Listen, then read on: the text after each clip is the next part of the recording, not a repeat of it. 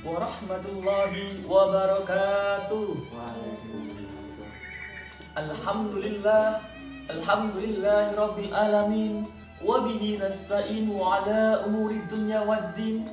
Wassalatu wassalamu ala asrafil anbiya wal mursalin Sayyidina wa maulana Muhammadin wa ala alihi wa sahbihi ajmain, amma ba'd. Yang terhormat hadirin wal hadirat yang saya sayangi dan teman-teman semua, pertama-tama marilah kita panjatkan rasa puja dan syukur kita kehadirat Allah Subhanahu wa taala yang telah memberikan rahmat, taufik dan hidayahnya kepada kita semua, sehingga kita dapat berkumpul dan bertemu dalam keadaan sehat walafiat di majlis yang insyaallah barakah ini. Amin amin ya rabbal alamin. Salawat dan salam kita panjatkan kepada Nabi Muhammad sallallahu alaihi wasallam, Nabi akhir zaman, Nabi yang membawa kita dari kegelapan menuju zaman yang terang benderang, Nabi yang agung, Nabi yang mulia, Nabi penutup para Nabi yang kita tunggu-tunggu syafaatnya di yaumul qiyamah kelak. Amin amin ya rabbal alamin. Hadirin wal hadirat yang saya hormati, dalam Quran surat Luqman ayat 14, A'udzu billahi minasyaitonir rajim. Bismillahirrahmanirrahim. Wa wassayna al-insana biwalidayhi hamalathu ummuhu wahnan ala wahnin wa fisalahu fi amali an nishkur li wa liwalidayka ilal masir.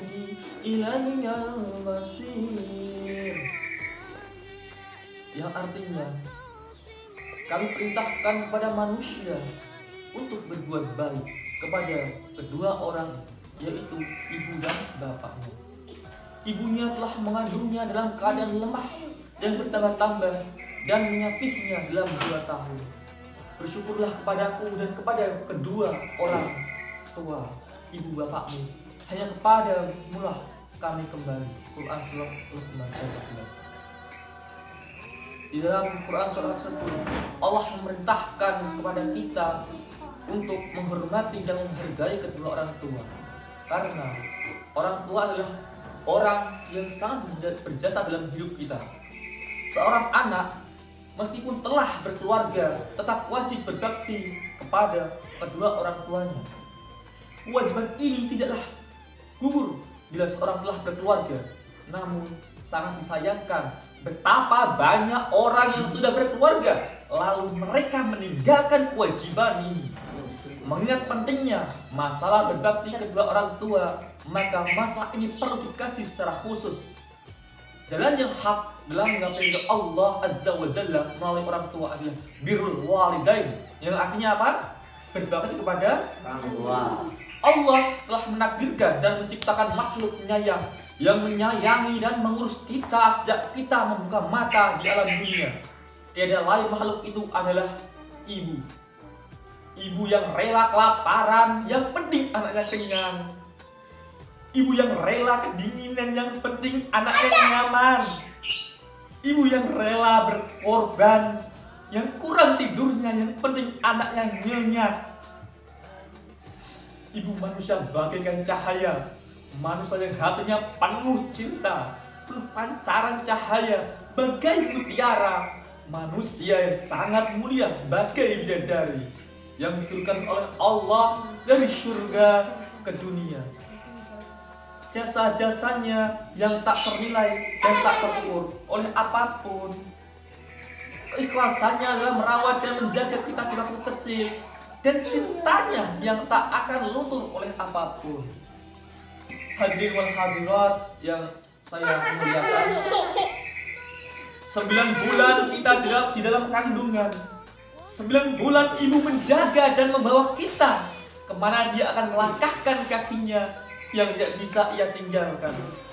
Kaki-kaki kuatnya yang berjalan tanpa lelah, capek dan mengeluh, semuanya itu beliau lakukan dengan ikhlas hati tanpa menuntut apa-apa dari kita. Perjuangan untuk menanti, untuk ke dunia telah tiba. Beliau berjuang sendirian dan tidak ada yang membantu beliau. Tetesan air mata, tetesan keringat yang bercucuran demi melahirkan kita, demi melahirkan kita ke dunia. Tangisan ibu kita saat melahirkan kita, mata yang berkening-kening, mata yang bercucuran, tidak dirasa sakitnya yang tidak bisa ditahan, rasa mual yang tidak bisa dipendam, rasa semangat untuk melahirkan kita, penuh optimis dengan mengeluarkan kita dari perutnya, tulang-tulang kemaluan melebar. Atas izin Allah kita bisa dilahirkan ke dunia ini dengan selamat. Tangisan dan rengekan kita dianggap sangat dinanti-nantikan oleh ayah dan ibu kita. Kemudian saat kita dilahirkan, lahirlah bayi mungil yang lahir tanpa dosa. Buah hati yang ditunggu-tunggu lahir ke dunia. Perjuangan beliau belum berakhir. Beliau juga yang selalu memberikan ASI dan menyusui kita. Beliau juga yang merawat kita, yang mendidik kita, mengganti popok kita saat kita ngompol atau berak. Beliau juga yang menjaga dan merawat kita sejak kecil sampai kita dewasa. Sayangilah ibu kita. Jangan sekali-sekali kau bantah, jangan sekali-sekali kau banggang ibu kita. Kasih sayang yang ikhlas semata-mata ingin mendapatkan ridho Allah. Dan tak lama kemudian saat kita berumur 1 tahun, kita diajarkan berbicara, kita diajarkan mengenal benda-benda yang ada di sekeliling kita. Kita diajarkan untuk mengenal siapa Tuhan kita, siapa Rabb kita yang menciptakan. Kemudian saat kita tumbuh dewasa, apakah balasan kita? Apa balasan kita terhadap orang tua kita? Apakah kita menjadi orang yang berbakti ataukah kita bisa jadi orang yang tidak berbakti? Ibu adalah bidadari yang ada dalam diri kita, yang ada dalam hidup kita. Beliaulah yang sangat berjasa dalam hidup kita. Karena seorang sahabat pernah bertanya, "Ya Rasulullah, siapakah orang yang wajib kita hormati kepada saat kita ada di dunia?" Kemudian Rasulullah menjawab, "Ibumu."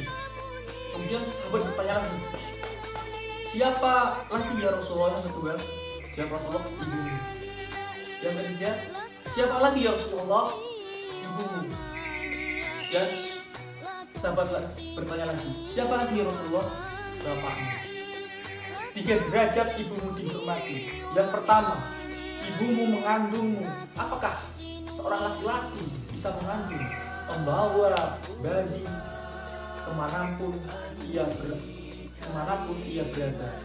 Kemudian, apakah laki-laki betah membawa bayi 9 bulan dalam perutnya kemanapun dia pergi, kemanapun dia berjalan? Kemudian, ibumu melahirkanmu. Apakah laki-laki bisa melahirkan dengan penuh perjuangan yang tanpa batas, yang ibaratnya pun sangat luar biasa? Kemudian, apakah laki-laki bisa menyusui selama 2 tahun dengan sabar? Kemudian, apakah kita sudah sadar kita sudah menghormati orang tua kita? Apakah kita sudah berbuat baik kepada orang tua kita? Karena ridha Allah wa ridha walidayhi. Ridha Allah adalah ridha orang tua, dan murka Allah adalah murka orang tua.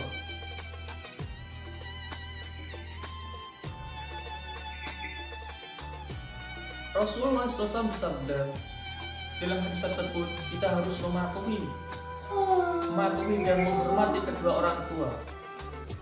Kemudian, jangan sekali-sekali kau Jangan sekali-sekali engkau menyakiti hati orang tua, karena orang tua adalah manusia yang sangat harus dihargai. Kemudian dapat dicontohkan dalam riwayat cerita sahabat Nabi yang bernama Uwais Al-Qarni. Uwais Al-Qarni adalah seorang muda dari zaman yang mempunyai penyakit belang-belang. Dia adalah pemuda yang sangat berbakti pada orang tua. Dia sangat patuh dan taat kepada orang tua. Apapun yang dikatakan ibunya pasti akan dipenuhi. Apapun permintaan ibunya pasti akan dipenuhi. Uwais suatu ketika ibunya ingin sekali berangkat haji dan bilang pada Uwais, "Nah, sebelum ibu bapak meninggalkanmu, ibu punya permintaan." Uwais pun bertanya, "Apakah permintaanmu itu ya ibu?" Ibunya pun menjawab, "Ibu ingin naik haji, anakku." Kemudian Uwais bingung dan berpikir, padahal jarak zaman dan Arab Saudi itu sangatlah jauh. Kalau naik pesawat bisa 3-2 jam jarak dari zaman ke Arab Saudi. Nah, Uwais pun kebingungan berpikir, dan Uwais pun berpikir. Kemudian keesokan harinya Uwais membeli seekor lembu atau sapi. Nah, memberi seekor anakan sapi atau lembu. Nah, Uwais itu kemudian membuatkan rumah atau kandang buat si lembu di atas bukit. Nah, setiap pagi Uwais menggendong si anak lembu itu naik gunung dan turun gunung. Setiap pagi, setiap hari dia menggendong anak lembu sampai dikatain, "Hai Uwais, sudah gila kamu? Sudah gila? Apakah kamu sudah gila? Seorang sapi yang berat itu kau gendong setiap hari, naik bukit, turun bukit, itu dalam waktu 8 bulan. Uwais dikatakan seperti itu. Kemudian Uwais tetap berpikir positif karena Uwais punya faktor tertentu, yaitu ingin menghajikan orang tuanya ke Mekah dengan menggendong ibunya. Nah, setelah 8 bulan, setelah anak sapinya besar dan beratnya kira-kira 100 kg, Uwais pun semakin keberatan dan anak sapinya kan makin berat. Ototnya Uwais mulai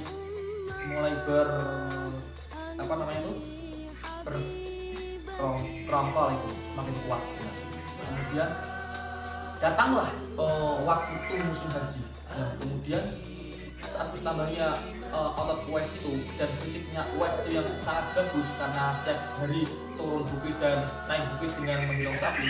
Saat musim haji, Uwais pun mengajak ibunya untuk berhaji. Nah, Uwais menggendong ibunya di pundaknya dengan rasa senang tanpa lelah. Kemudian saat sampai di Makkah Al-Mukarramah, Uwais mengajak ibunya tawaf, menggendongnya dan berdoa, "Ya Allah, masukkanlah ibu hamba ke surgamu, ya Allah, masukkanlah ibu hamba ke surgamu." Kemudian ibunya bertanya, "Hai Uwais, kenapa kamu juga berdoa sendiri?"